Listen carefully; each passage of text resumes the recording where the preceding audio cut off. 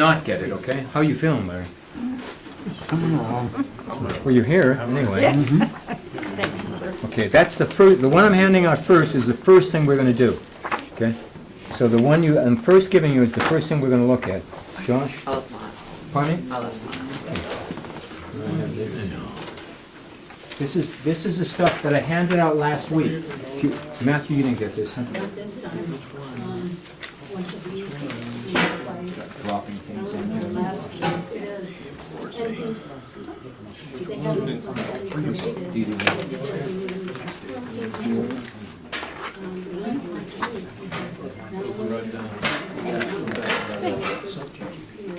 I've got something new for today, so I wanted, you did, anybody else who did not get last week's? Is it the same stuff in the email? It's the same stuff in the email also, okay? But I have one other one. That was fun.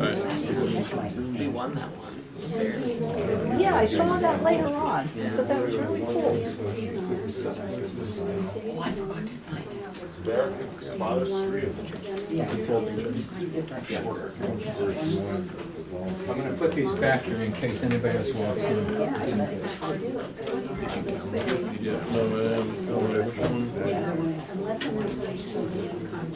No, not select all.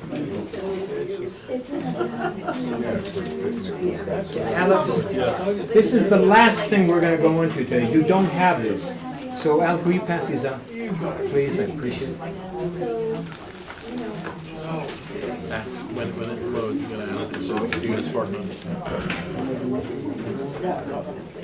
Okay, so this other one was last week.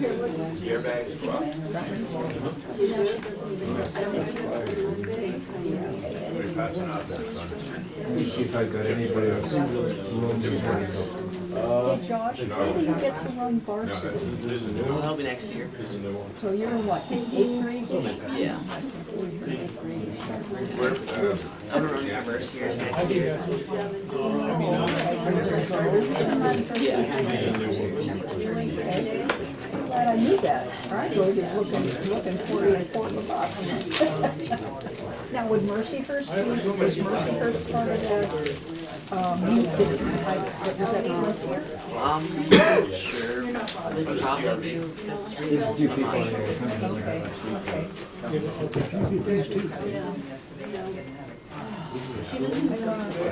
I think this is a new one. It's only got Steven, but like.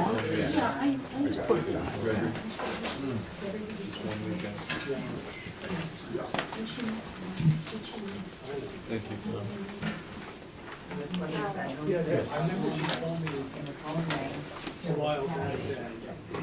you.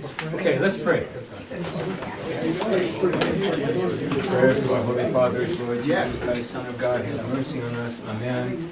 Heavenly King, comfort your spirit, who art everywhere, and fillest all treasury of good things, and giver of life, come and dwell within us, and cleanse us from every impurity, and save our souls, O good one. God be merciful to us sinners, thou hast created us, Lord. Have mercy on us, we have sinned immeasurably, Lord, forgive us. Thank you for coming, everybody. I know it looks better than it was supposed to. I was going to say, what are you going to do? It's going to rain anyway. Now the sun's shining and you're going to always be out, but it's windy. I want to preface what I want to start on, because primarily what I want to talk about more than anything else is the second document that you had last week, the one that says Proto-Presbyter Alexander Schmemann. Alex, thank you. When you're done, you can just put that on the table. Okay?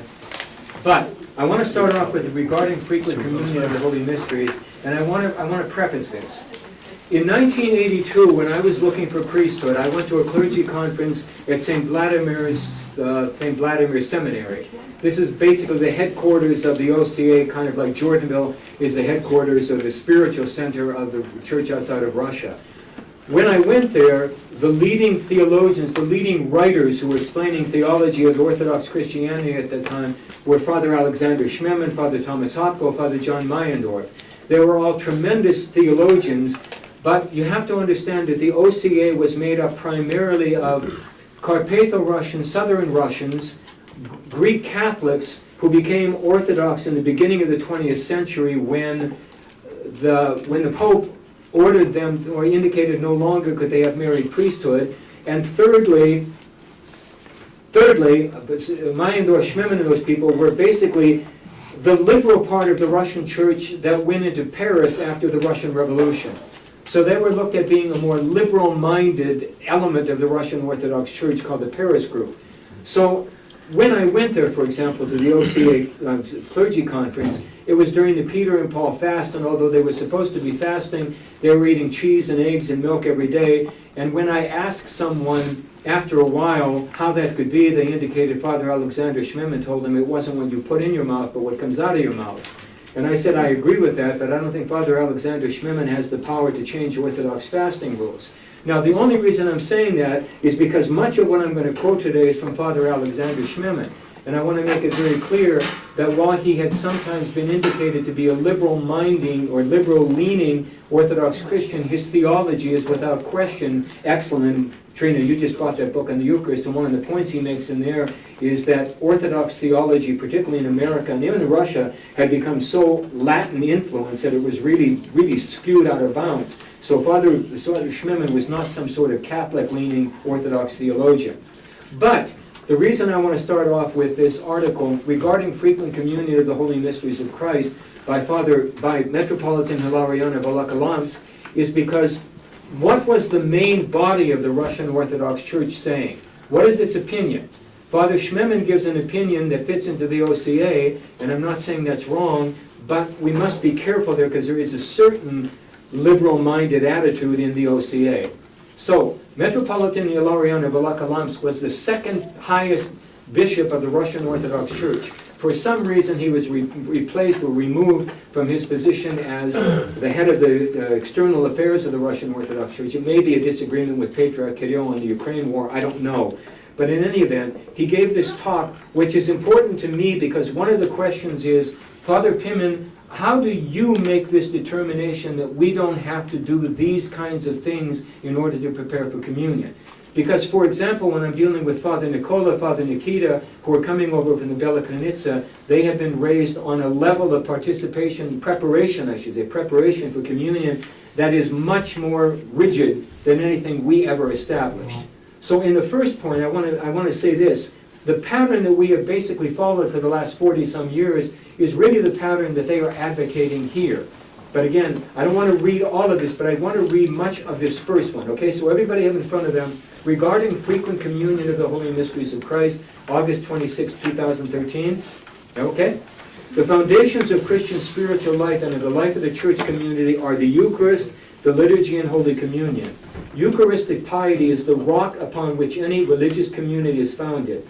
I note that wherever communion is infrequent, where people approach the Holy Chalice only on major feasts or on some other special occasions, it is very difficult, nay, even impossible, to form a strong church community, for it lacks the foundation on which it could be built. Without that foundation, it is impossible to build a strong family, which is called to be a little church. For it can become such a little church only if its members regularly commune. For that reason, in my homilies, I call upon parishioners to commune as often as possible and consider that in principle, every Christian has the right to commune each time he attends the liturgy. Of course, this is with the condition. Every one of these speakers makes the point that this does not mean that there does not need to be the proper preparation. This is just not walk in and partake of communion, but preparation precedes it. But if that preparation is done, in a sense the question is, why are people not partaking communion on a regular basis? He lives according to the church calendar, that is, anyone communing, that his manner of life corresponds to the moral norms established by the church. If all of those conditions are observed, there's no impediment to communing at every liturgy. Moreover, I consider it ecclesiastically nonsensical to attend the liturgy without communing. Christ's words spoken by the priest, "Take, eat, this is my body, and drink of it all of you, this is my blood of the New Testament," and the deacon's words, "With fear of God and faith draw near," are addressed to everyone in the church, not to some category of people, for example, those who are prepared for Holy Communion.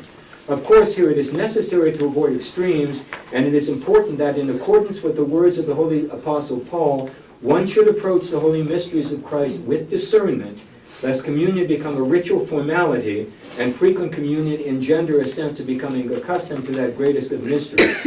But I repeat that frequent, regular communion should be the foundation of the spiritual life of any Christian. It's hard for me to imagine my life without communion at least once a week. In a certain sense, I live from one Sunday to the next, from one feast to the next. It is communion that gives one strength to be a Christian. So he gets a question. According to the Ustav of the Russian Orthodox Church, there exists an entire collection of prayers before communion that one is to read before approaching this mystery. You should at least know that in the old rite practice, before anyone communes, one is actually supposed to read 4 canons. The canon to Jesus, the canon, the Eucharistic to the Mother of God, the supplicatory canon to the Mother of God, and the canon to the Archangel, plus the Eucharistic to the Mother of God. Have you heard me tell you that you need to do that? No, I have not. But I want you to understand that even in the Russian Orthodox Church, the new rite, this is called pravila, the preparation for communion. So he's being asked, is this not the rule? He says, first of all, there is no official ustav or typikon or rule in the Russian Orthodox Church that would dictate what one must read before communing of the holy mysteries of Christ. Prayer books include an order of preparation for Holy Communion. Prayer books contain the order of preparation for Holy Communion. That twice? That order is not part of the daily cycle of services, is not mentioned anywhere in the typikon. Typikon, again, is, the Russian word is ustav, I don't know what better word to find in English. I know what the Latin word would be. But it's a collection of prayers composed over the course of centuries which help Christians to get in the proper frame of mind and to appropriately prepare for Holy Communion. I think that it is not something requiring a great deal of time or great sacrifices to read that order once a week, on Saturday evening in preparation for receiving the holy mysteries of Christ. I think that those students, educators, workers, and those who are raising children can all find the 20 minutes needed to read that rule. So what he's indicating, if he's saying 20 minutes, is basically communion prayers. And what I generally tell people is that you ought to read a sufficient amount of communion prayers that you understand the awesome quality, the awesome content of the fact that one is to partake of the body and blood of Christ himself. That was the standard that I have used. If finding even 20 minutes is impossible, the rule may be shortened to about a few prayers. I'd be careful with that. But I often tell people, if you are coming to commune, let's say Great Thursday, Great Saturday, Pascha, Bright Monday, Bright Tuesday, just read a few of the prayers after you've done them the first time. After all, the point is not simply to read a certain number of prayers, but to focus oneself in an appropriate manner and to spiritually prepare oneself to receive the mysteries of Christ. Sometimes it is more beneficial to read but one prayer several times slowly with due comprehension, reflecting on and feeling every word, than it is to read the entire order absent-mindedly with one's thoughts straying elsewhere. There also exists the practice of reading canons and akathis before receiving the holy mysteries of Christ. There are spiritual directors who require of their spiritual charges that they follow that practice. For example, they say that before communing, one must read at least 3 canons. That's 3 canons in the new rite, 4 canons in the old rite, and 1 akathist, in addition to the order of preparation for Holy Communion. I can tell you that when I went to Jordanville and Maria and Daria and I were chrismated, not knowing that Daria and Maria were going to be chrismated, I was chrismated on the Sunday of All Saints of Jordanville graduation. Didn't expect that to happen. We prayed all 4 of those canons, and we prayed all the communion canons and the prayers and so forth, to the point in that evening that I can remember Alex and Nicholas and Neil, you can ask Daria about this. She was so tired she began to cry. And I realized that we were doing so much. And the Metropolitan and Lorraine, the late Metropolitan, kept on coming into the church, and he wanted to lock it and say, "Are you not done yet?" And I kept on saying, "No, we haven't finished." But we tried that first time to do every one of these things. Secondly, if one wants to read canons and akathis and has the time to do so, he can but reap benefit from such reading. I would never tell him he don't. However, I consider myself making reading those canons and akathis a condition for communion to be quite incorrect. By doing so, we only frighten people away from the Holy Chalice, depriving them what is the very heart and foundation of the Christian life, communion of the holy mysteries of Christ. As with other like questions, you need to look for the answer in the church Ustav in the Typicon. Is there a place in the Typicon that directs observing fasts in addition to those established by the Holy Church? It became a practice for the Greeks and for the Russians to indicate that if one was going to commune, one should fast either for a week or at least for 3 days. And in many parts of the Russian church or in the Greek church, Greek calendars, this fasting rule still exists. As Metropolitan Ilarion is indicating, there's nowhere in the Typicon to indicate this. And as he says later on, I think, well, let me finish this. Does any other Ustav adopted and approved by the church as generally obligatory direct such fasts? They do not. For one who communes infrequently, who does not observe the fast, who is far removed from the church, it's useful to fast for a few days before communion. However, it seems to me that if one observes the fast established by the church, and these include 4 lengthy fasts, in addition to fasting on Wednesdays and Fridays throughout the year, he should not be required to observe some kind of supplementary fast. Moreover, open up the Orthodox anti-Catholic catechism published in the 19th century and still used in seminaries as an educational resource, you will see that the Catholic Church is criticized for instituting Saturday as a fast day. It also says that fasting on Saturday is contrary to the church statutes. That is, making it a strict fast day when it isn't one. Thus, people who observe the fast and church rules should not be given any kind of additional obligations. I would recommend to those who fast on Wednesday and Friday that on Sundays and feast days they approach the commune of the holy mysteries of Christ with an untroubled conscience. How is that different from what we're doing? It's not. It's not. The point is, to a great extent, what I'm finding, and I want to share, I want to see your hand up, Father Markel, but I want to share one other thing with you that I really find kind of surprising. The other, I can't tell you how many things I did in this past week or two looking this up, but I found something that's also interesting. The Bella Krenitsa Old Believers, the strictest Old Believers that Father Nicola and Father Nikita left, had an article on their website just recently. The article was sent, how often can and should one partake of the Holy Mysteries? How should one prepare for Holy Communion? This is what they said. I'm not going to read this whole thing. The communion of the body and blood of our Lord Jesus Christ is the most important sacrament in the life of Christians. Before the crucifixion, the Lord Jesus took bread, blessed it, broke it, and distributed to the disciples, and also blessed the cup of wine and gave it to the disciples to drink, telling them that this was his body and blood, and commanded them to take them until he came. Thus, the reception of the body and blood of Christ in the form of bread and wine is a direct commandment of the Lord, which must always be fulfilled until the very day of his second coming. That's not so much of a surprise, but here is more of a surprise. He says, as a rule, the Father Mikhail Radin, as a rule, believers prepare for communion by following a certain prayer rule and observing a stricter 7-day fast. This occurs during the long fast established by the Church. This custom is still observed by Orthodox Christians who preserve the original Orthodox faith, Old Believers. It should be noted that the Council of the Metropolitan of the Russian Orthodox Old Believer Church, the strictest who recognize no one else as Orthodox except them, accepted the report of the representative of the Kazan Old Believer community, who proposed to provide the opportunity for those believers who abstain from grave sins and live in accordance with the requirements of church rules to receive communion not only during long fasts, but at every service. The Council of the Metropolitan Church decided that frequent communion, this is emboldened, is possible at the direction of the spiritual father. To sum up, we can say that there are 2 approaches in the Church to the question of the frequency of communion with the body and blood of Christ. There are those who believe that one should strive to receive communion as often as possible, since the sacrament was commanded by Christ and is the greatest sanctity in the Church. There are those who believe that communion should only be received during long fasts, so as not to lose the reverent attitude toward this great sacrament. In any case, there is a unanimous understanding that if a person does not confess and receive the holy gifts at least once a year, then not everything is in order in his spiritual life. Now I'm going to go to the Schmemann article, but Father Markel, you had your hand up. I read this yesterday, and I was puzzled, referring back to what you said, from 1 to 3 days of fasting before communion.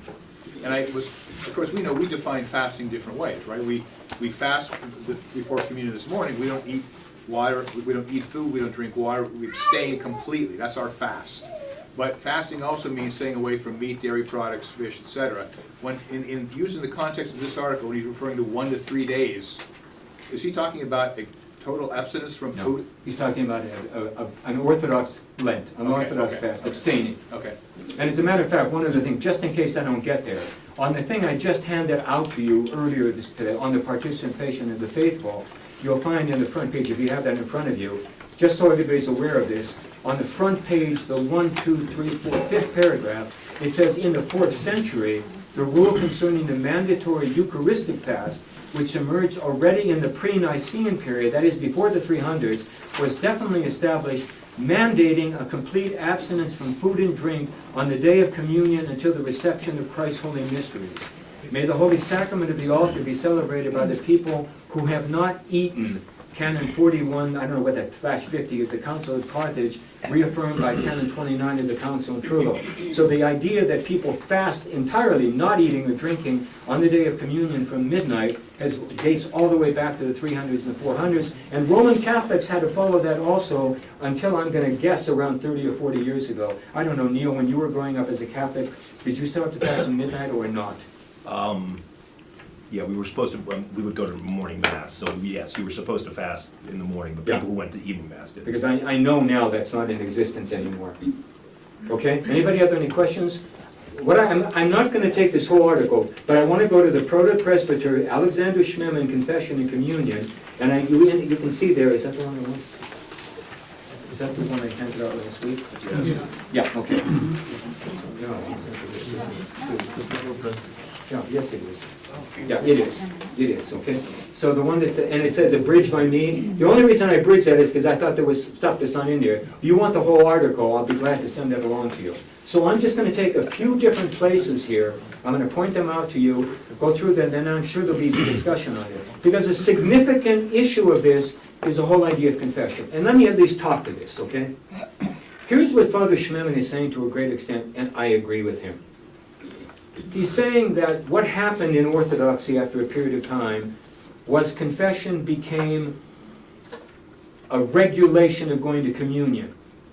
So instead of it being the sacrament in which literally one came back to the church, he indicates here, if you read the article, that if confession came into being for people who had really lapsed away from the church and were coming back to the idea that I'm confessing that I did this. As the church grew and people came in, it became something that was allowed a number of times. But always with the idea that what I am doing is coming to confession because I truly regret the sins I've committed and I want to repent of them and I'm going to try to do differently. When you come to the point that you go, I'm going to go to communion, well then I must go to confession. And as long as I go to confession and the priest says you're absolved, I can go to communion, and then tomorrow I can go back to my happy way again. That's really the danger of this idea of weekly confession. Rocor, for example, in most parishes mandates that you go to confession every time you come to communion. I told Father Stephen Mitchell when he was ordained, I don't recommend that. I'm not saying that people shouldn't be able to come to confession when they really feel the need to come to confession. But if what you see is the idea that, I'm just going to come to confession, I'm going to blah, blah, blah. I'll give you a good example of what I'm talking about. Let's assume, for example, it is Sunday, and tomorrow's the day. We're going to run into this. We're going to have this happen on the fifth Sunday of Lent, right? So I want to go to communion on Sunday, the 5th Sunday of Lent. I'm going to go to confession Saturday afternoon. I'm going to go to communion Sunday morning. And then the Annunciation's coming up that night, but I'm not going to go to the service tomorrow night. I'm going to communion. That's an abomination of confession. And that's what he's talking about here. So he's not suggesting that we don't have confession be part of the rule of the church, but it should be a sacrament itself that one sees as being, I'm going to confession because I know that I've sinned and I want to try. Confession is for repentance. Repentance is the Greek word metanoia, pokayania in Russian. Metanoia, meaning to turn one's life around. Not merely to go in, and that's what he's saying, of course, there was this kind of really abomination in OCA, apparently, that people just came in like, oh, I don't have any sin, just give me my absolution and I can leave. And he's really saying that's really taken from the kind of the Catholic mentality, Neil? Yeah, I just, to ask a practical question. So, because my understanding is part of this is trying to get to the idea that we should be communing more. So let me just ask you practically.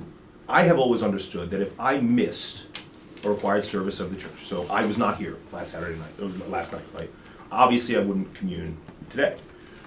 But my understanding is I need to go to confession because I missed a service. What I'm reading here is they're talking about confession being things, and I know he talks about mortal and venial, and we don't use that term. But, I mean, he says you were being, basically confession existed because you were excommunicated. I mean, I don't think you want to be excommunicated for not being in church for Mass. So is it the fact that, I guess I'm trying to figure out where the line here is that they say, if you're abiding by the church calendar and generally following the fast, and generally you're not, going out and doing really bad things, whatever that means, then you should be able to regularly take communion, irrespective of confession, and then confess when you need to confess.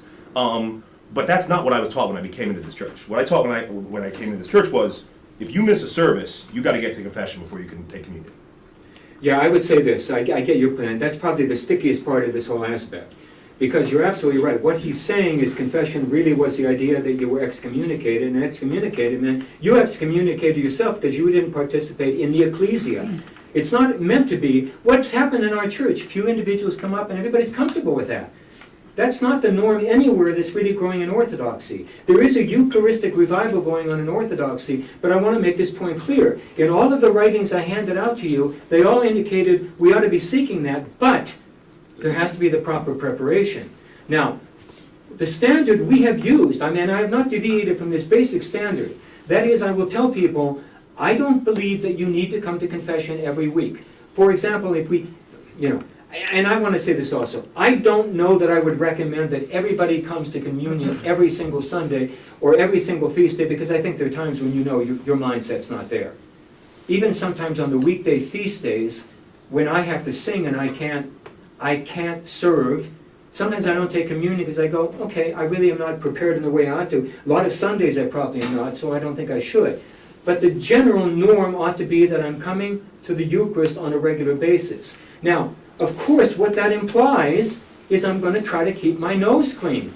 And I'm going to keep my nose clean by realizing also that if I'm going to commune, proper preparation is loving the Lord with all my soul, my heart, and my mind. And I think, again, what's happened in our parish in the last 40 years ago, there were a significant amount of people coming to church on Saturday night, and they were coming because they wanted to come to communion. And now we see less and less and less people coming on Saturday night. We see less and less people coming to commune. We see less and less people doing it, because the less you do, the less you want to do, and the more it becomes out of the norm.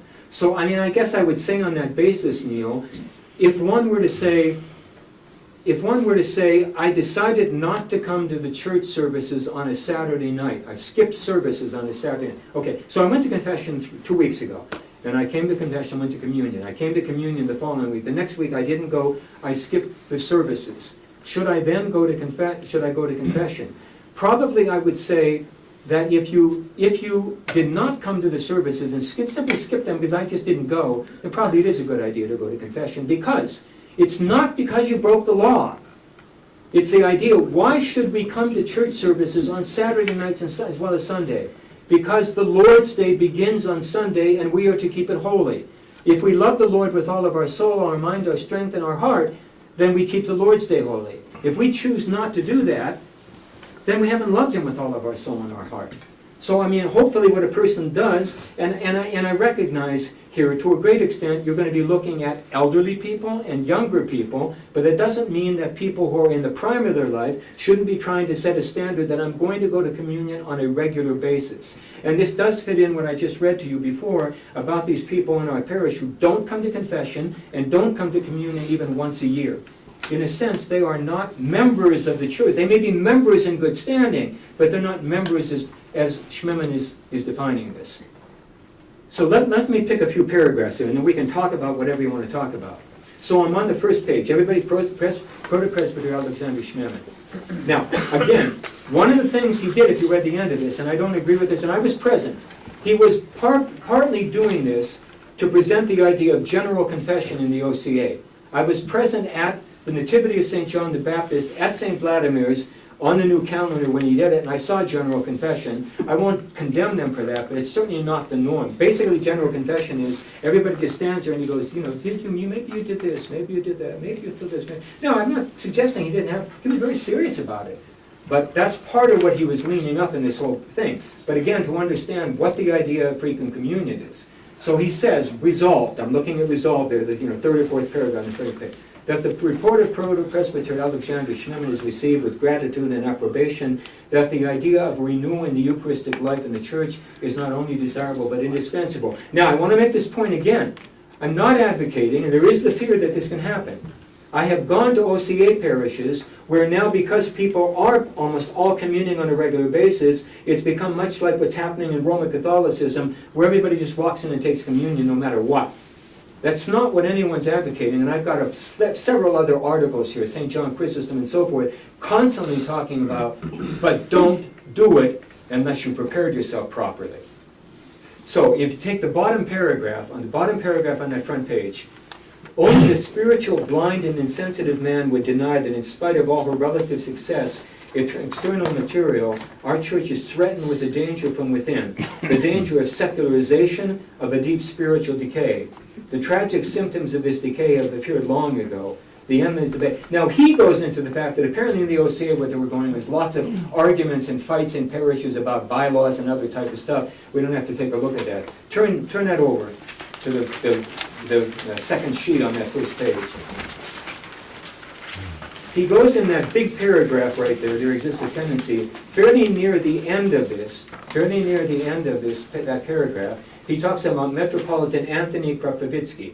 Metropolitan Anthony Kropovitsky was a metropolitan who actually volunteered to become a bishop for the Old Believers before the Russian Revolution occurred, and he became the first hierarch of the Russian Orthodox Church outside of Russia after the Revolution. So he says, Metropolitan Anthony called for a radical transformation of Russian seminaries and academies, and the saintly Father John of Kronstadt emphatically condemned the lukewarm and formal piety of Russian society, which reduced communion to a once-a-year obligation, and lowered the theandric life of the church to a level of customs. And I'm not even talking about the idea that many of you might come fairly regular. I'm talking about a significant part of our parish who come maybe once a year. Maybe once a year. Look at the bottom paragraph down there, the very bottom. It is a well-known and undisputed fact that in the early church, the communion of all the faithful, of the entire ecclesia, the word ecclesiastical comes from the Greek word ecclesia, meaning the assembly, the body. The people didn't see themselves, I just go to church and that's my business. No, we're a body together. At each liturgy was a self-evident norm. What must be stressed, however, is that this corporate communion was understood not only as an act of personal piety and personal sanctification, but first of all as an act stemming precisely from one's very membership in the church, as the fulfillment and actualization of that membership. The Eucharist was both defined and experienced as the sacrament of the church, the sacrament of the assembly, the sacrament of unity.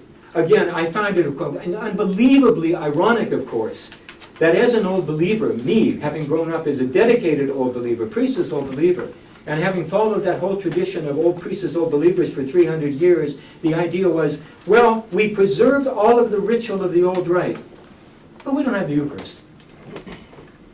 It's mind-boggling. It's mind-boggling. It was the reason mind-boggling that I came in 1982 and said, I can't do this anymore. If you guys aren't willing to do it, I'm doing it, we're leaving. If you look at the top of the next page, I'm at that very first, at the very beginning, I'm in the middle of the line. The excommunication from the church was the excommunication from the Eucharistic assembly in which the church fulfilled and manifested herself as the body of Christ. Communion to the body and blood of Christ was a direct consequence of baptism, the sacrament of entrance into the church, and there existed no other condition for that communion. The member of the church is the one who is in communion with the church in and through sacramental communion, and thus one early liturgical formula dismissed from the gathering, together with the catechumens and the penitents, all those who are not to receive communion. Think about the song we sing right after communion. We give thanks unto thee that we have partaken of thy holy. The concept there is, we all did it. Not a few people did it. We did it as a body. Go to the next paragraph. And the next paragraph, very near the end, the last 3 lines. How, in other words, did the understanding of communion become so deeply individualistic, so detached from the church, so alien to the Eucharistic prayer itself, and all of us partaking of the same bread and chalice unite one another for the communion of the one Spirit? Go to the very bottom paragraph. One must stress, however, that neither the Fathers nor the liturgical texts can supply us with any encouragement for non-partaking of the mysteries, nor do they even hint at such a practice, emphasizing the holiness of communion and its awful nature. I wish you didn't use that word. Strashny is the Russian word for that, and sometimes we translated that in our prayer book also as awful. Or really what it means is the old word, meaning awesome. You know, awesome. So it doesn't mean awful and terrible, it means awesome. Calling to a worthy preparation for it, the Fathers never endorsed nor approved the widespread idea of today that since the mystery is holy and awesome, one must not approach it too often. In the Fathers, the view of the Eucharist as the sacrament of the Church, of her unity, fulfillment, and growth, was still self-evident. Turn over. Look at the first paragraph at the top there. I'm going to go down about 6 or 8 lines. It is right in the middle of the line. It is better to think that by giving us grace, the sacrament makes us pure and holy.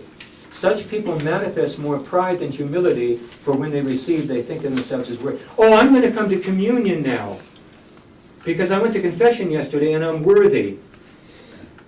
That's when you're in trouble. So I'm going to skip down. I want to skip down to the third, well, it's not the third, fourth paragraph, the paragraph that says, let me repeat once more. Go halfway through that. 1, 2, 3, 4, about 7 lines. Right in the middle. For if it were so, the non-communicants would experience at least some sadness during the liturgy, a frustration, a feeling of lacking fullness. In reality, however, this is simply not true. Generation after generation of Orthodox attend the liturgy, totally convinced that nothing more is required from them, that communion is simply not for them. And then once a year they fulfill their obligation and receive communion after a 2-minute confession to a tired and exhausted priest. To see in all this a triumph of reverence, a protection of holiness, more than that a norm, and not a downfall and a tragedy, is indeed incredible. Well, he's at least expressing what may have existed in the OCA. I mean, by that I'm not expressing to you that most people come in for a 2-minute confession to an exhausted priest. But nevertheless, what he's talking about, if it just becomes nothing more than I need to go to confession because I want to go to communion once a year, and there's lots of people in our parish who do that. I'm not trying to chastise any of you. This is not for chastisement. It's hopefully to make you think about the fact, maybe what I'm doing isn't the right thing to be doing. Can I ask a question then? Yeah, sure. Because it feels a little bit like chastisement, honestly.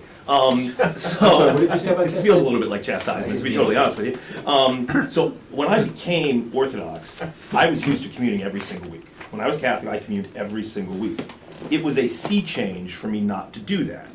And I understood that to be because I didn't properly understand the state that you needed to be in to safely take communion for it to benefit your soul.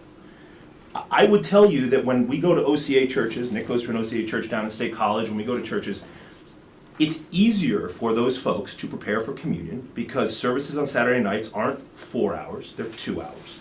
And the hours are quicker, and the liturgy is a little bit, and the liturgy is about the same. So here, there are multiple weeks where I'll be, I'm not some great person, my wife makes me, but I'll be at church every Saturday night and every Sunday morning. I won't take communion. I won't take communion because I know about 5 weeks ago, I didn't go to church. And in my mind, until I have time to go to confession, and then I'll be driving to church for confession, I'll be like, I didn't watch the videos. I didn't watch the videos on Saturday night beforehand, so I can't go to confession.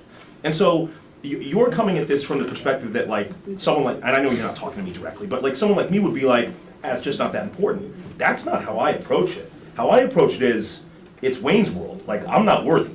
And I need to go through these ritualistic exercises to get myself there. And I'm not saying, you're exactly right, they're not impossible. And if I were more devoted, I could do it more frequently. But it's also not nothing. And so I guess that's one of the questions I ask is then, why have we done this? Because I actually don't think it's the OCA thing of, well, we'll just go up and it's no big deal. And I know when I'm in liturgy and I don't take communion, I feel like I kind of missed out here. Like I feel much better at the end of liturgy when I've communed than when I don't. And so I think there's a discussion to be had as to why is that? Is it all on us? Should we just be doing more? And if that's the case, that's fine. Or are there things we could be doing to make it more accessible? Well, to Neil's point, I think he mentioned the word worthy, and I think about that all the time. You know, you can go stand in church for 4 hours on Saturday night, but that doesn't make you worthy of communing the next morning if you're adequately prepared because of all of the extraneous nonsense that goes on around you. It's hard to separate yourself. Now granted, you said this a lot, Father, and I agree with you totally. if you go to church for 45 minutes or so, your mind can't get to the place where it needs to be right away. But at the end of the 3-4 hours, your mind is where it should be. But then you go out and you just look around and you drive past Sullivan's on a Saturday night, you drive up State Street going home, and it's like, holy cow, the whole world has no idea what's going on. And all of a sudden your mind, that worthiness just says, my mind is just gone already after 4 hours of really focusing in, and now I don't feel worthy of doing that. I think it's a real struggle. Oh, wait, I'm gonna get to it, but I wanna make a point. I'm not standing up here trying to suggest that anyone who's not coming to communion every week with something is doing something wrong. I'm only trying to suggest that people should be aware that the standard ought to be that I'm going to try to commune on a regular basis. If I'm not in the proper mindset or haven't prepared, no, I shouldn't. But I should recognize it was never intended to be this kind of idea that it's okay to go long periods of time without communing. So I don't think, Neil, I never intended, even when you came into the church, everybody said, don't come to communion very often. No. So, but that's why I'm not suggesting here at all, here's what this is about. Everybody should be coming to communion every week. No. But one ought to recognize that the standard ought to be trying to come to communion as often as possible, and I would certainly suggest that one ought to make the standard, but ought to become at least, I'm going to try to commune at least once a month. At least once a month. Not I'm going to go 6 months without partaking of communion. Because the other aspect, of course, the benefit to the church and the parish is that when people commune, if they're doing what they ought to be, they're also coming to church. I look at this and I think, there's Steve back here, there's Lance and so forth. Lance, are you here? Yes. Lance is back there. And my point is, if you come to our church very often, let's say you come on a Saturday night, I'm sure you get the idea that, I guess people aren't expected to come to church because nobody comes. Oh no, people are expected. But if I'm going to commune, I'm going to go to the church services. And then there's a whole life in the church. There's a whole vibrancy in the church that comes rather than this feeling that nobody comes. So I'm not trying to bait over the head and say, if you really feel that you're not ready for it, come. But not going months and justifying the idea that, well, I haven't prepared or whatever. Justina? This is kind of interesting because this whole conversation really, comes into the question that I came in here to ask, which was the part about absolution. So I understood in reading this article, that it's not just an external checklist of things to do, just the things you have to do to get through your week, through your spiritual life, but it's all the more internal and visceral, type of self-examination for deification. So, to actually have that ability to hone in and do all the steps that are necessary, it's a prescribed, it's medicine, for your soul. So all those things that are important to bring you closer to God and to the man you're supposed to be. The one question that I had about absolution, so going into confession, having the right mindset, understanding the way that your behavior, feeds into yourself, self versus God, and just, stepping away, from the way, that you're exiling yourself. So that mindset, that has to happen. If you go in, and maybe you're not in that place, but you're trying, you're there because you're trying, that you need that. If you're not conditioned mentally, for that total conversion, even after you offer absolution, is it suggested that it doesn't happen? Like, are we always getting absolution because we went to confession, or are you saying that if your mindset isn't about change, if your mindset isn't about rectifying? Do you understand what I'm saying? Yeah, does it happen? And this is what I say. I understand your question. This is what I tell people all the time. This is the conditions of confession. I'm sorry I did this. I'm going to confess that I did this. And I'm going to try not to do it again. If my attitude is I'm not even going to try, and I'm going to make this point clear, okay? So the few times in my life that I haven't given absolution to people, and again, I don't give it, that's makes the point, I want to go into that. But nevertheless, when I haven't done it, I say, I can't because you're involved in something that I can't absolve that as long as you're engaged in it. If a person came to confession to me and says, I swear like a trooper, ain't going to stop, I can't absolve that sin. We all know we're going to do things wrong, but I'm at least trying not to.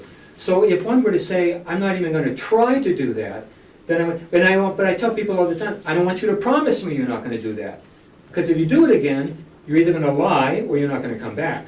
But you're going to try. So there has to be that mindset. And what he's particularly talking about, I want to make sure this is clear, because he's getting into the fact, Schmemann, that's why I said what I prefaced this before, Schmemann really had a real Orthodox mind. He did have a kind of a, well, we can do this, we can do that, but he had a real Orthodox mind. And what he was saying is that when the Orthodox Church, particularly the Russian Church, came under much Western influence and a great deal of Lutheran and then Catholic influence, it came up with even the different absolution formula, like the Catholic Church, where it said, the priest goes, I absolve you. Where he said that's not an Orthodox absolution, and when you have your absolution in the church, what you hear is, Christ invisibly forgives you. So he's saying this juridical idea that all I want is that priest to give me like a little magic absolution and therefore I can go to communion, that's not the right mindset. So again, I don't, I'm sorry, I did not mean this to be chastisement. I meant this to be encouragement that you recognize that the church wants you to partake of communion on as frequently as you can, recognizing, I've got a whole bunch of other articles here, St. John Chrysostom talking about the idea that you still have to make sure that you prepare it properly. And there is that aspect that goes, and I know you expressed it one time to me, Nick, and maybe you're doing that a little, Neil, in this idea that maybe if I come too often, I take it for granted. But I would say to you, as a priest, who communes every week, but as I have to commune every week, that one of the things that it offers you is this uplifting sense, and it also offers you this. I partook of communion, I have the body and blood of Christ in me, I better really realize how I should be acting, and I'm going to do this next week also, so I'm going to try to do the right things and not just go, what the hell with it, I'll just go out and party and do whatever I want to this week. So I think there's an attitude there. You want to say something, Franco? Go ahead. So how would you confess about it being legalistic or habitual? For example, if you sin on Friday, so as a consequence, you go to confession, then it's a cycle and keeps continuing. Well, I mean, we offer confession. Look, I'm not telling you we're doing something radically different. In fact, let me just look at the very bottom paragraph on the page we're at. This practice, and I repeat once more, a natural and self-evident one in the case of infrequent once-a-year communion, led to the appearance in the church of a theory according to which the communion of laity, different in this from the communion of clergy, is impossible without the sacrament of penance. You can't come to communion unless you went to communion last night. That's what goes on in a lot of Rocor churches. And so what it leads to, if you've been in Rocor churches, you know that you have a priest standing on the side the whole vigil hearing confessions, and people just, I have to go to confession to go to communion more and more. You're still going to have sin on your soul. But he says, confession is an obligatory condition always and in all cases for communion. I dare to affirm that this theory, which spread mainly in the Russian church, not only has no foundation in tradition, but openly contradicts the Orthodox doctrine of the church as a sacrament of communion, that of penance. And I wrote down in the bottom of it, you know where we got the idea? Basically what I said to people. If you are communing on a regular basis, and you're not, you haven't had some major type of thing that you've done wrong. You had a horrible argument, fought, you swore at somebody, you went out and you got, horribly drunk, or you did something of that nature. Then you ought to confess about once a month. That's what I tell people if they're communing on a fairly regular basis. Where did I get that idea? That's with you on non-athos. That's the practice of on non-athos. Now, if there's some things that I didn't do that I should have, even if I missed Holy Day services, then I probably should confess, not because of the idea that I need that absolution, but that I really didn't honor the Lord the way I should have, and before I partake of communion, I want to make sure I go to confession and try not to do that again. Go ahead, Trina. You mentioned a good thing, I think, and that's the issue of the Saturday night confessions, which I know was instituted so that more people could be prepared for communion. But I also know, because I did the list before I broke my ankle, and I know that there's a lot of people there that didn't watch the videos that Neil was talking about, didn't do those preparatory prayers for confession. They'll say to me, oh, I didn't know. And I said, well, do them when you go home, that kind of thing. And I think, that is something that either has to be reinforced with Yeah. people or something. Because then it is that just, I gotta go to confession, because I'm gonna go to communion tomorrow, instead of that whole, that's why I like to come when you have personal, have the separate from church. I like doing those prayers in the context of confession. So I know we stopped doing it because of COVID. I don't know if that's up for discussion or not. No, that's not where we stopped, but let me make a point on this. One of these things I have, and I have a whole bunch here, I'd be glad to make them more available to you. One of them says very clearly, do not have confession without the prayers that precede it. This is what's done a lot in the New Rite. They just skip those prayers. They should not be skipped. The only reason we started doing that on the Saturday night when we heard vigil. So we went to Jordanville. Dahlia went to Jordan, I went to Jordan. Nick, I don't remember if you were there that time. A number of us did, and we saw how many people went to communion on Saturday and Sunday when we were there because they were able to go to communion. We thought, well, if this helps, we're willing to do it. But what they didn't want to happen is, okay, that's what we started off. So if there are 20 people, let's say the 5th week of Lent, everybody's going to go out for half the vigil, and there's going to be this whole exodus while the service is going on, while Father Horoth is doing the prayers, then everybody's going to walk out again and do that. So we don't want that to happen, so at least this way you're only going back for your individual confession and missing 10 minutes of what the service is about. But yes, you should be watching those prayers beforehand, and if you didn't and you don't find yourself doing it, then come to confession when we're doing regular confession, we're doing the prayers. I understand maybe we should do more evening ones because people who work have a difficulty, but I know more and more people don't come on Saturday morning because they don't want to get up and come to it in the morning. But absolutely those prayers should be done, and the only reason we changed it wasn't COVID, it was we don't want this, Okay. So when I go back to doing that, do I tell people, well, if you didn't watch those videos, you should? But you know what I would do? What I would do, Trina? I said I never read it. I just- If I were in your case, first of all, you having said that, I should put that in the next newsletter. You need to realize if you go to confession during a vigil, that it is understood that you watch these prayers beforehand. I just confessed Matushka Yelena up in Alaska the other day, and basically it's the first time for them. They have to confess to me now because they've been put out from everybody else. And when she confessed to me, I said, Matushka and Father Nikita from Oregon, go to the website, I'll show you where, resources, whatever it is, you need to watch these prayers and I'll confess you with doing this particular manner. So I need to put that in there, but if somebody came up, what I would say probably to you, Trina, is to say to them what you did. Watch them when you get home. And make sure you watch them. That's what I normally, just like those people who came to communion a week ago. If I had said something to them, I would have said, okay, but I'm not going to humiliate you here. Hey, Father, in the first article about the prayers, I think he made reference to, instead of absentmindedly going through all of them and spending all that time, you just concentrate a few lines and actually focus on them and understand the meaning and try to get your inner soul to kind of confess, basically. I mean, it may be different what you're saying, and there's a contradiction there. I don't know. He says you can read them if you like, but you don't have to read them all, and you don't have to read them absentmindedly, just going through the motions, because that doesn't do anybody any good either.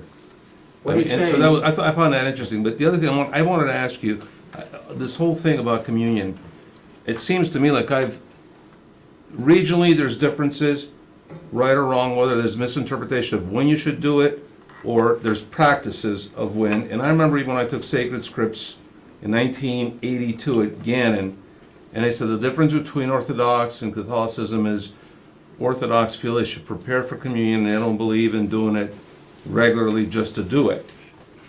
And again, it's not that far from what we're hearing here, and I just almost get a feel like there's been a shift toward that's not enough, do it more frequently. I mean, and I don't know why the needle is shifted, and if that historically, is that accurate or not? if you read the whole Schmemann article, and if you haven't, I really encourage you to do so. I don't want to keep you here forever. If you've read the whole article, what he is saying is frequent communion was the norm in the early church. As the church went on in the Middle Ages, I've said this over and over to you. In the Middle Ages, the Russians, probably the Greeks also, became overwhelmed with the idea that we're unworthy for everything. Everything that you possibly read, we're unworthy to do this. So we're going to put this on, and we're going to put this on, and we're going to put this on. One guy came from Antioch. He was the deacon, the son of, I think, of a patriarch in the 1600s, and said the Russians must have iron legs because nobody could stand as long as they do. So the idea became, when we're going to take communion very, very rarely. But what's happened everywhere in Orthodoxy recently, Nick, is what I would use the term needed, a Eucharistic revival, realizing this is not what the church wanted to do. However, the danger is twofold. One is, well, just everybody's going to walk in and take communion. That's what Catholics do right now. There's a danger in that. The other danger in that is also we're going to do it without proper preparation. I'm not advocating at all that we just say every time. But I will tell you this, Nick. From the time my children were little, if you can remember it, John, this is what we used to do. We used to stay after vigil. We would stay after the vigil. We would do the first, second, third, fourth, fifth, sixth, seventh, eighth, ninth, eighth. 12th, 13th, 14th, 15th prayer, I think. Those are the ones we did. And I basically tell people, I'm not telling you that you need to do every single one of those prayers. What you should do is to do communion prayers that certainly instill in your heart, imbibe in your heart, I am going to partake of the body and blood of Christ. This is the most awesome thing that I can possibly do in my lifetime.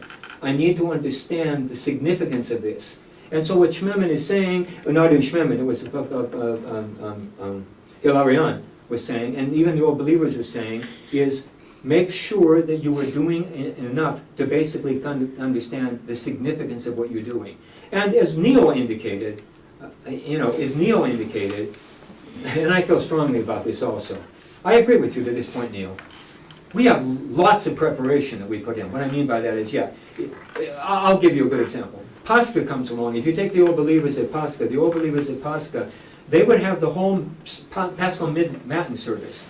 And then they'd have to have a break after that because the priest had to go and go do this probla, do all these canons. It's like, are you nuts? I mean, how much can you pray?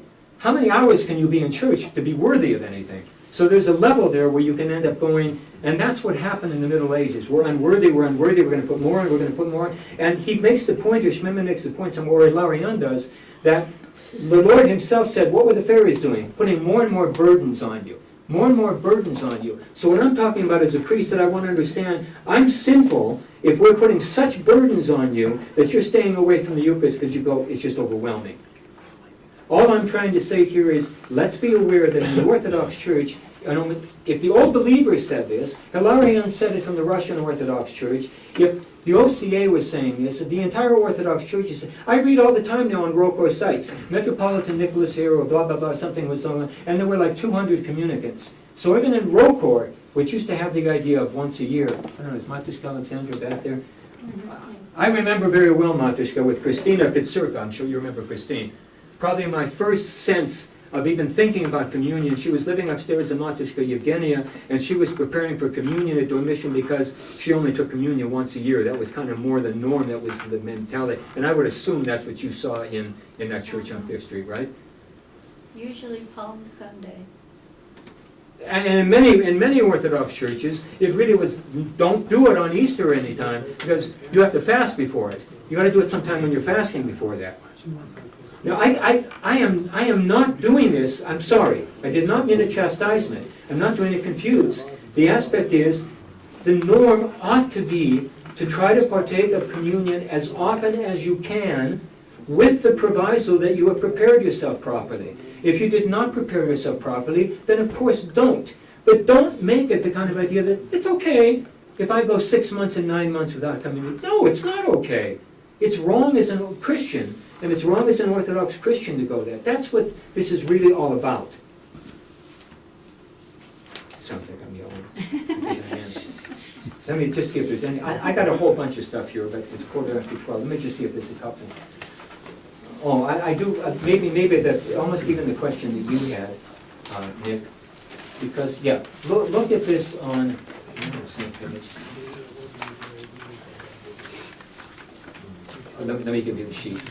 I'm on sheet 1, 2, 3. I'm on the third sheet, the back side.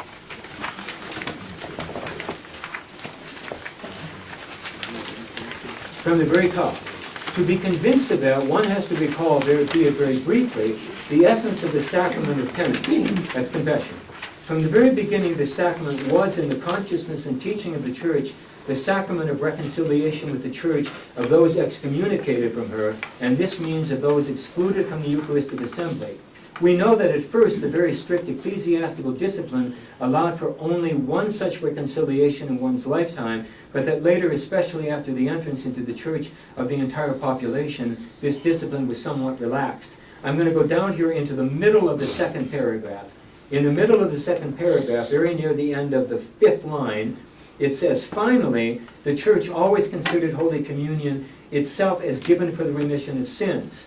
Therefore, the issue here is not sinlessness, which no absolution can achieve, but the distinction always made by the church between, on the one hand, the sins excommunicating a man from the church's life of grace, and on the other hand, the sinfulness, which is the inescapable fate of every man living in the world and wearing flesh.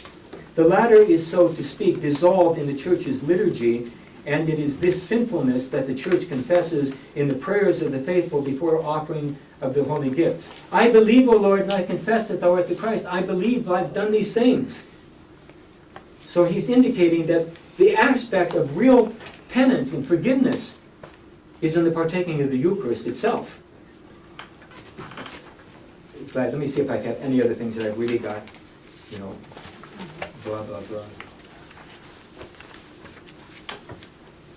Well, and this is, I think, what you were talking about, maybe Trina or Justina. Look on the fourth page, the 4th sheet, because maybe this makes it a little clearer.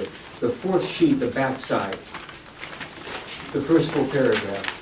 The third and decisive factor was, of course, the influence of the Western scholastic and juridical understanding of penance, legalistic. Much has been written about the Western captivity of Orthodox theology. Orthodoxy came under significant Western influence from certainly 1700s, 1800s. But it seems to me that few people realize the depth and real meaning of the distortions to which this Western influence led in the very life of the Church, and above all in the understanding of sacraments. This is obvious in the sacrament of penance. The deep distortion consists here in the whole meaning of the sacrament was shifted from repentance and confession to the moment of absolution, understood juridically. I'm coming to confession because I regret what I've done and I want to try to do better. Not because I got to get this so I can go to communion tomorrow morning. Now, you're asking, okay, I'm having a whole bunch of confessions. Why? Because hopefully people really understand I want to confess of my sins. That's what Schmeman's saying here. You want to confess, but the confession should be based on the idea that it is a sacrament all by itself, not tied in. The only reason I go to confession is so I can march into communion. No. They're really separate ideas altogether. That's really what this is all about. What questions, comments? There's a lot more here, and I've got several sheets here. And just maybe to come back, Nick, to the point we're making, because I think I have this here. Let me just read this. So St. John Chrysostom lived in the 3rd century. This is called St. John Chrysostom and his liturgy, a sermon on the feast day of the Holy Heart of John Chrysostom. And it says here near the end, St. John Chrysostom also spoke much about the sacrament of Holy Communion. According to him, in the Eucharist, we become united with Christ and thus become like a body that is united with its head. In other words, he who does not partake of the body and blood of the Savior cannot be a Christian and human being in the full sense and is like a headless body. Therefore, we form the body of Christ while he is our head. We partake of his divine blood by which he washed away our sins and redeemed this world, and today he's offering us his blood so that we can become intimately and completely united with him.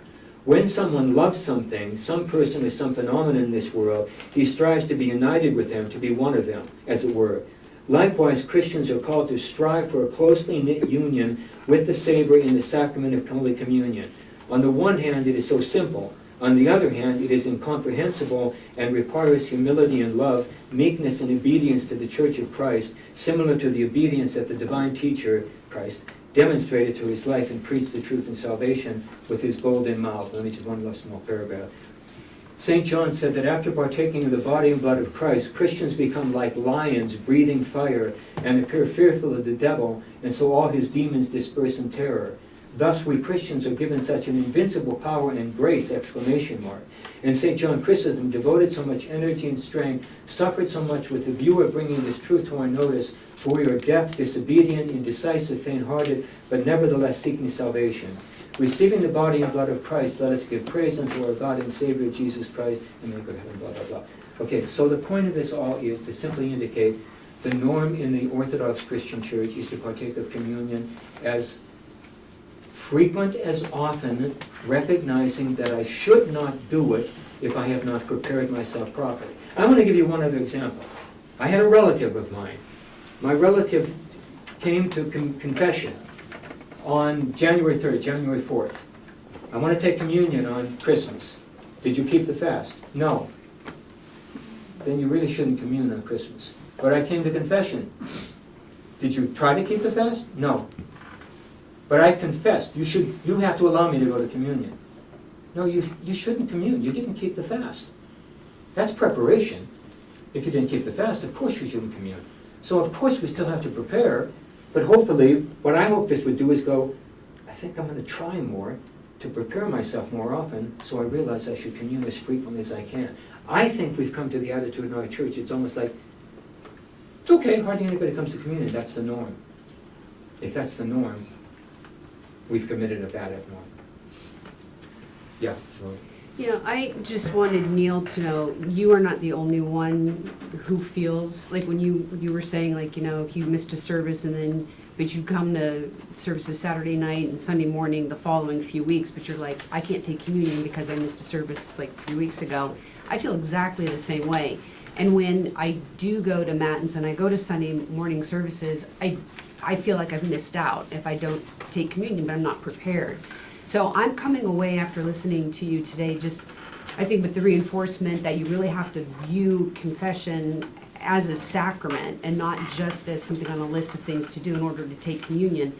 But with that said, I personally, nothing has changed for me. I still feel exactly how you feel, Neil, about, you know, how do you prepare yourself, and if you've missed services, and it's just laziness, you know, not going through all those steps at the end of the day.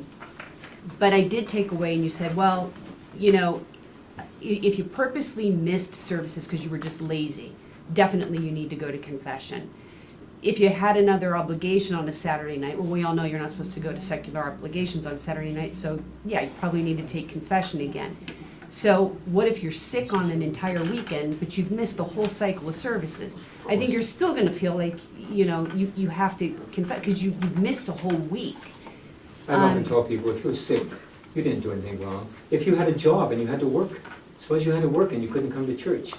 I know Brady has to work on Sundays. You know Brady, I think many of you know that, so he can't come. I wouldn't tell him you can't come to communion again. I think the point is, Lori, more than anything else, and I just want to give this example again. It's like I often say to people, we'll have a ton of people who come to confession for Christmas. And Theophany's only like 10 days down the road and nobody comes to communion. What are you doing?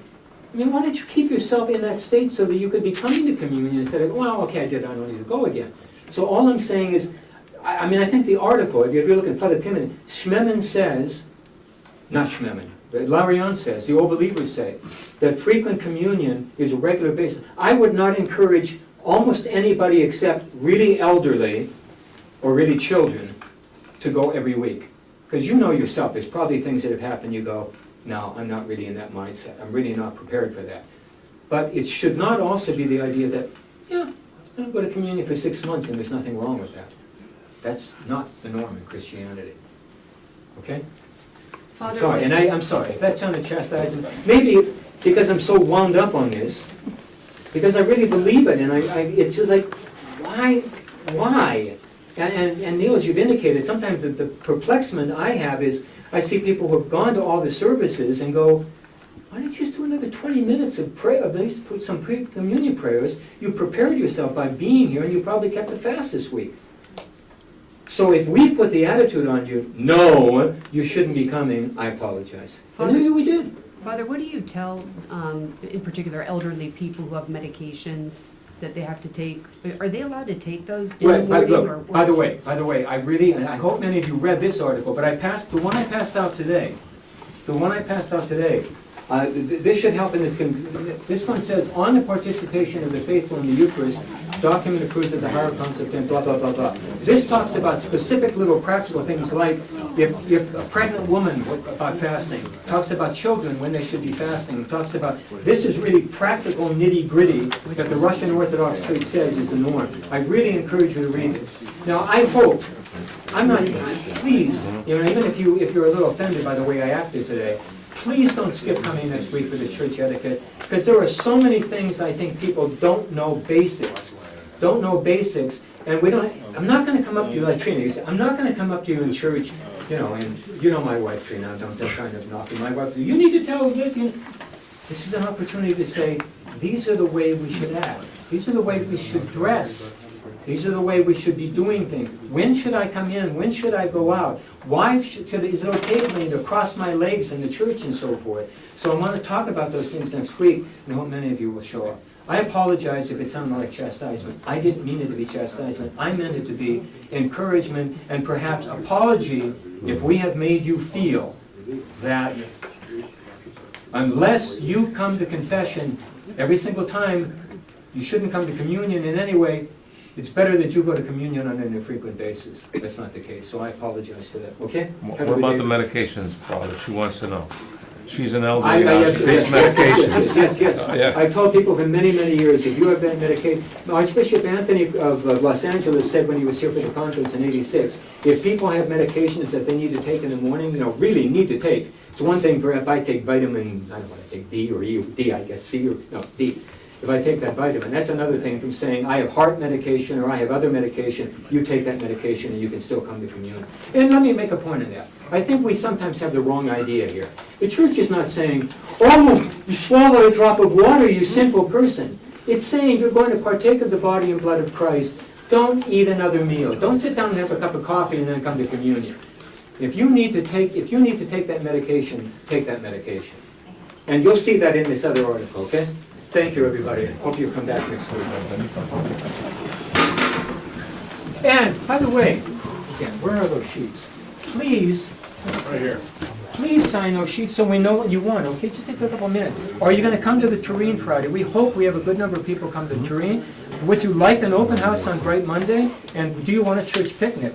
We don't want to mandate from on top, so if you take a couple minutes and indicate what you'd like. Father, I'll send out an email too, so we Great, can circle okay, back around. okay. All of our hopes we place in thee, O Mother of God, do preserve us under thy shelter. God be merciful to us sinners, thou hast created us, Lord. Have mercy on us, we have sinned immeasurably, Lord, forgive us. Sorry if I was wild about. Oh, nice to meet you. I